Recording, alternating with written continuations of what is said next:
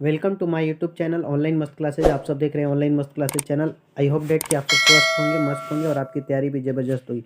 आज की इस लेटेस्ट वीडियोज़ में हम इंटरनेट मॉडल पेपर जो जारी हुआ है इंटरनेट वाला, उसके मैथ का सेट 1 का सोल्यूशन करने वाले हैं।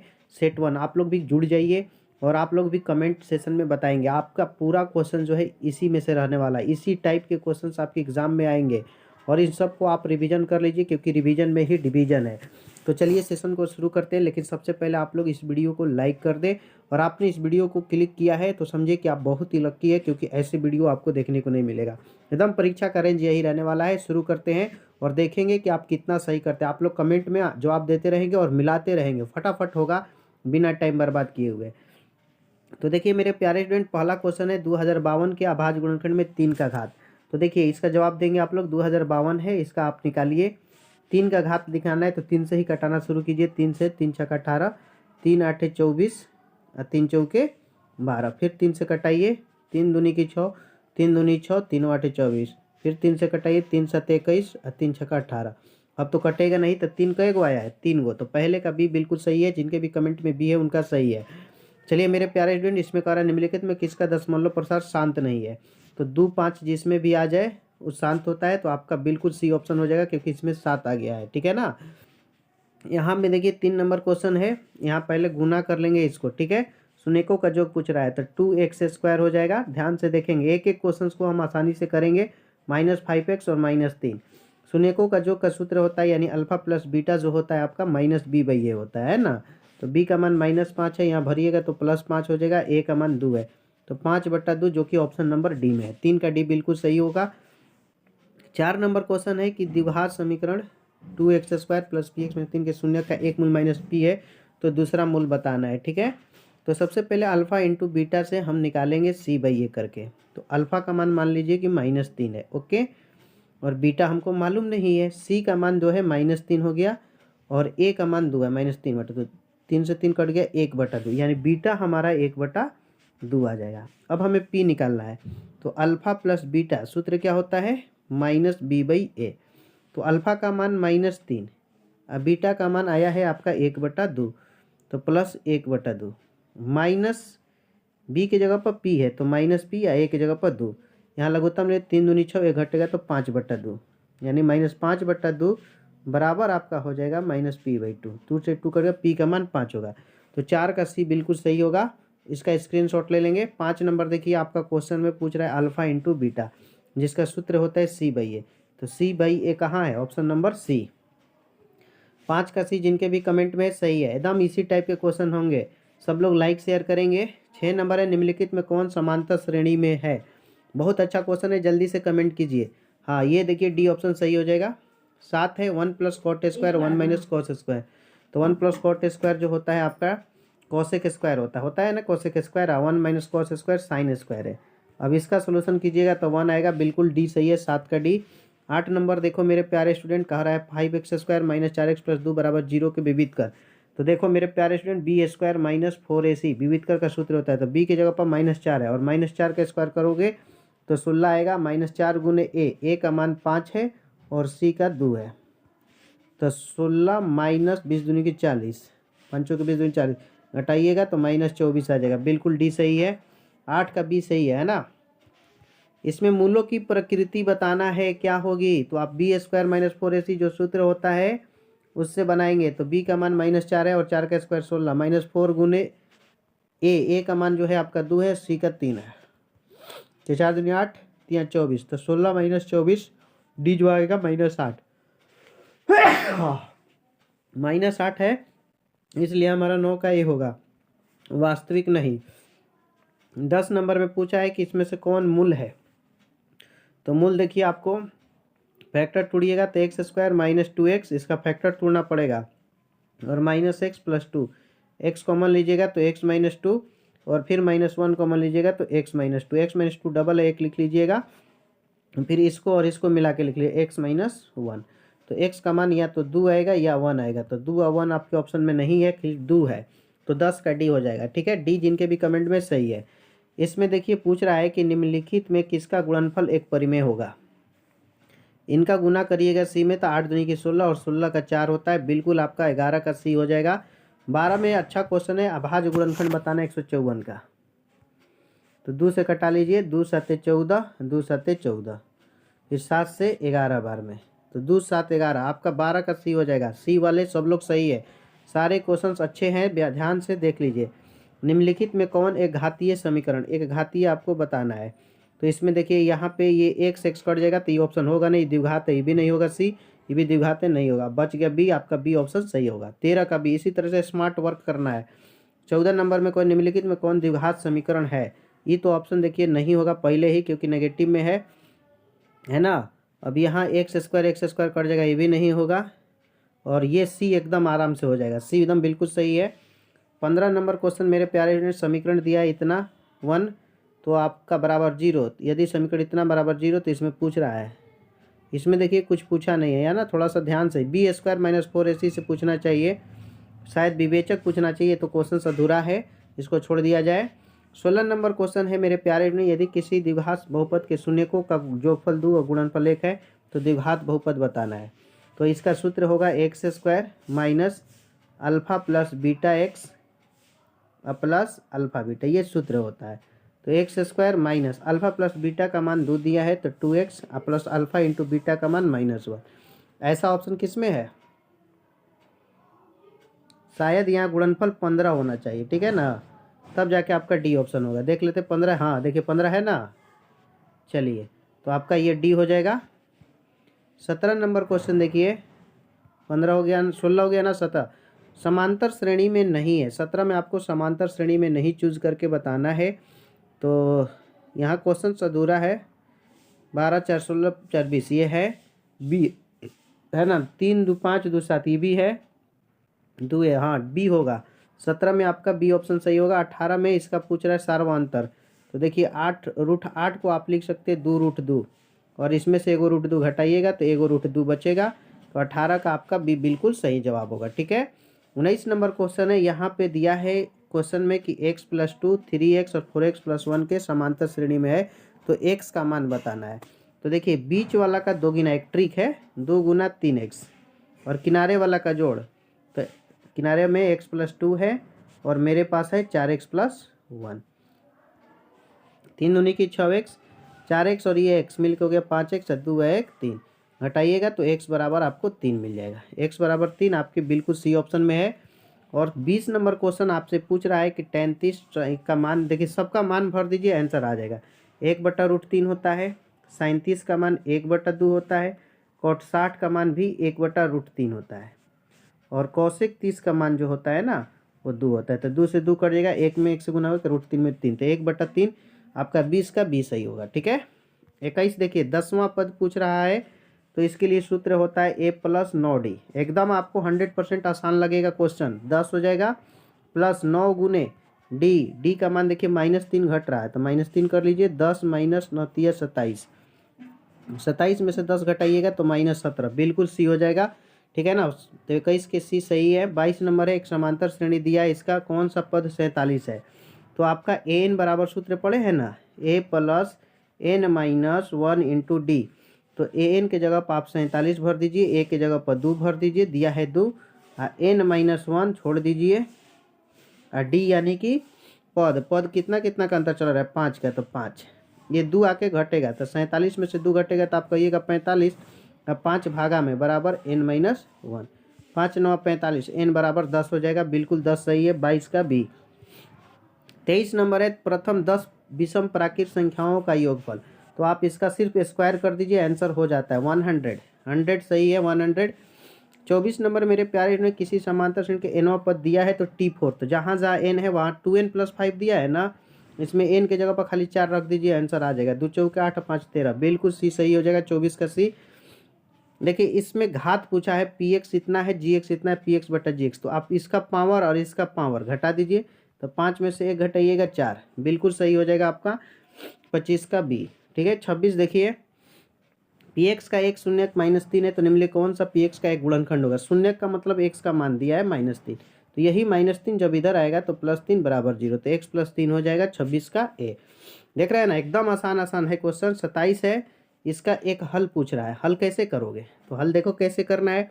एक्स के जगह पर मान रखना है और जिसको मान रखने से वो आंसर तक पहुंच जाए वही मेरा आंसर होगा। ठीक है, तो लास्ट वाला ऑप्शन देखिए बिल्कुल सही होगा। दो एक्स का मान 6 है तो 12 -5 गुने 1, 6 दूनी 12 -5 घटाएंगे तो 7, ये सही हो जाएगा ना। आगे देखिए 28 है, निम्नलिखित में कौन x बराबर 4 के आलेख पर है? x बराबर 4 तो x का मान 4 है तो यहाँ पर है ना, तो 28 का a हो जाएगा। बिल्कुल आपका a सही है।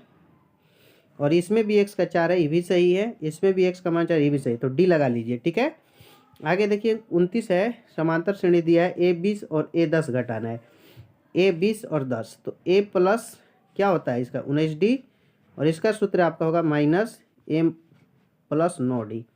थोड़ा सा ध्यान से बनाना चाहिए, बहुत इजी होता है question. a + 19d -a -9d, तो a कट गया, 19 में से 9 घटेगा 10d, और d कितना का अंतर चल रहा है? तो 4 4 का, तो 10 गुने 4 40, बिल्कुल सही हो जाएगा।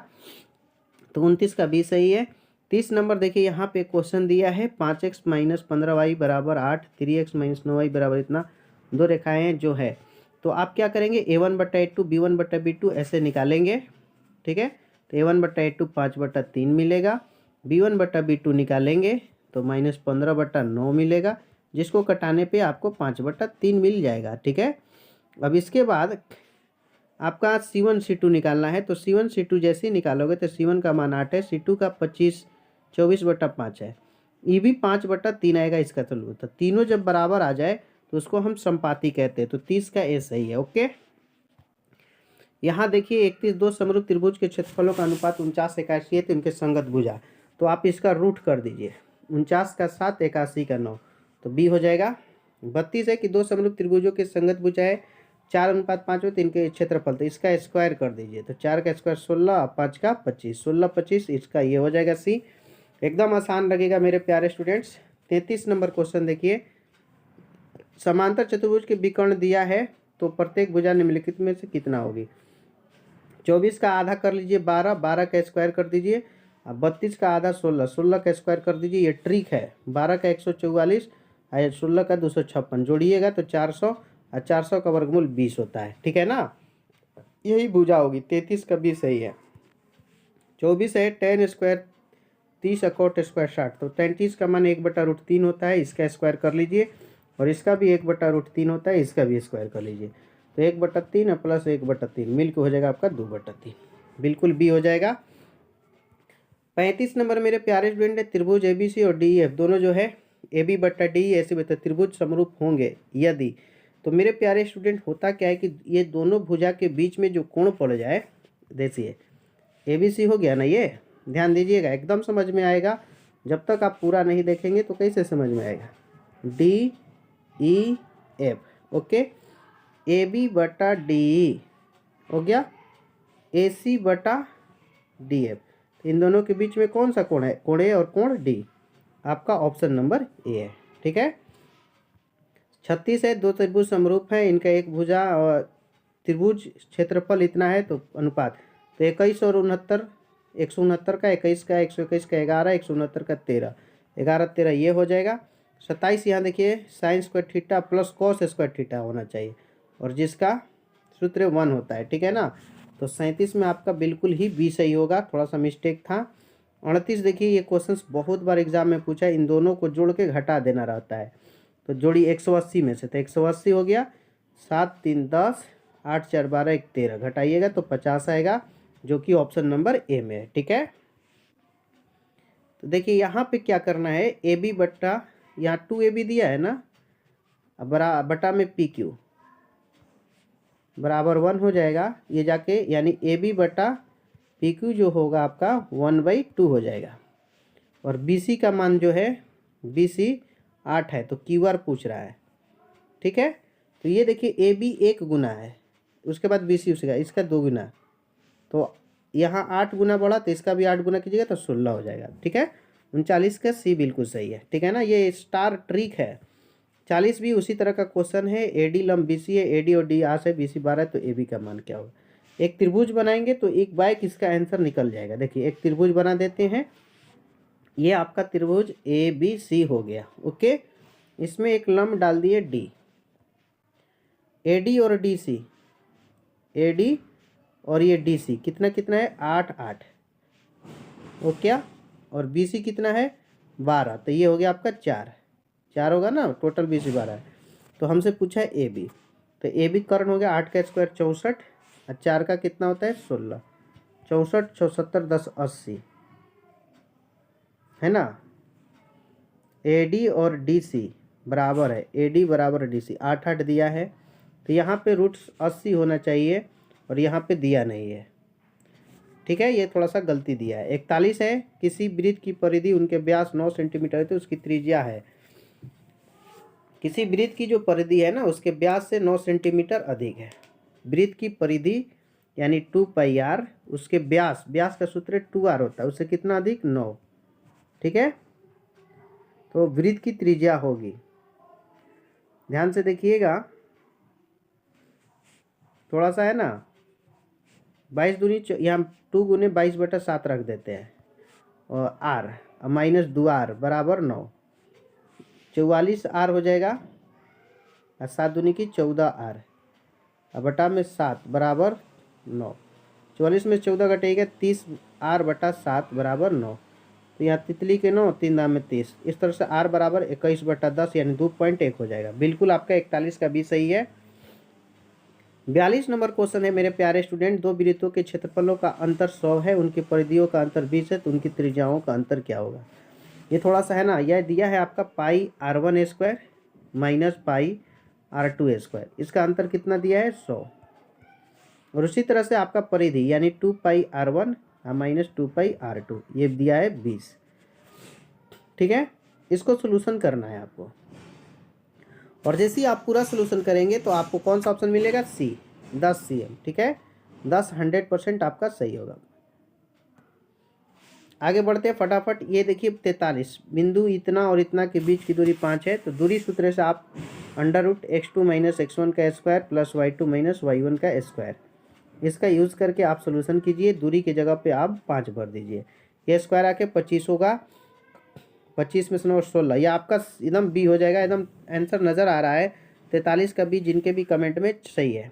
दो वृत्तों के क्षेत्रफल का अनुपात दिया 36, तो त्रिज्या, तो जब भी क्षेत्रफल दे इसका रूट कर दीजिए, 36 का 6 49 का 7, 6:7 हो जाएगा बी, ठीक है। 45 7 सेंटीमीटर वृत्त के 24 सेंटी लंबी रेखा है, बहुत ईजी है, देखिए ये सर्किल हो गया, इसकी त्रिज्या ये 7 है, और बिंदु P से 24 लंबी स्पर्श रेखा, ये स्पर्श रेखा 24 है, ठीक है। तो आप PT खींची गई है तो वो कितने OT की लंबाई ज्ञात, ये हमको ज्ञात करना है OT, तो ये कर्ण हो जाता है ना, तो 24 का स्क्वायर आपका कितना होता है 576 और 7 का स्क्वायर 49, इन दोनों का जोड़िएगा तो 625 और 625 का वर्गमूल 25 होता है। बिल्कुल आपका बी हो जाएगा 45 में। 46 क्वेश्चन है कि दो वृत्तों की त्रिज्या 2:3 में है, तो उनके क्षेत्रफल का अनुपात, तो उनके क्षेत्रफल निकालना है, 2 का स्क्वायर 4 और 3 का 9, बी हो जाएगा। और जब भी ये आ जाए माइनस बीच में तो इसका 0 होता है। 47 का ये बिल्कुल सही है, ओके। 48 नंबर की किसी वृत्त के केंद्र से 13 सेंटीमीटर दूर स्थित बिंदु P पर खींची स्पर्श रेखा की लंबाई 12 है, तो वृत्त की त्रिज्या, तो 13 12 बस वही करना है, 13 का स्क्वायर कर दीजिए और फिर 12 का स्क्वायर करने के बाद आपको √25 आएगा और 25 5 का होता है, ठीक है। 48 का सी। 49 नंबर क्वेश्चन है, एक घड़ी की मिनट की सुई 14 सेंटीमीटर लंबी है, 15 मिनट में रचित क्षेत्रफल, तो 1 मिनट में आप लोग जानते हैं 6 डिग्री का, तो 15 मिनट में 90। अब सूत्र होता है θ/360 × πr², तो θ 90 हो जाएगा, नीचे 360 हो जाएगा, पाई के जगह पर 22/7 हो जाएगा, आर के जगह पर 14 × 14, 9 चौके 36 और 7 दूनी 14, 2 दूनी 4 और 2 सत्ते 14, 22 सत्ते 154, 154 सही है। और 50 है sec square theta minus tan square theta, ये तो 1 होता है, एकदम सूत्र है, 50 का भी बिल्कुल सही है। Sec square theta minus tan square theta का होता है 1, है ना। तो मेरे प्यारे स्टूडेंट, आज की इस वीडियोज़ में हमने 50 क्वेश्चंस आपके बताए हैं, इसमें कितने सही है कमेंट सेशन में ज़रूर बताइएगा, और कैसा लगा क्लास ज़रूर बताएंगे। आपको 100% करेक्ट आंसर की बताया गया, एकदम पूरा सोल्यूशन के साथ। अगर ये सब पढ़ के चल जाइएगा ना तो एग्जाम में तहलका मचा दीजिए, तहलका, ठीक है ना। ऐसा ही क्वेश्चंस का रेंज रहेगा। अगर आप इस चैनल पर नए हैं तो आपसे रिक्वेस्ट है, पहले तो इस वीडियो को सबसे पहले आप लोग लाइक कर दीजिए, क्योंकि आपकी एक लाइक हमारी हौसला बढ़ाती है। हम आपके लिए इतना मेहनत करते हैं तो आप लोग एक लाइक कर सकते हैं ना, और इसे दोस्तों और साथियों में शेयर भी कर दीजिए।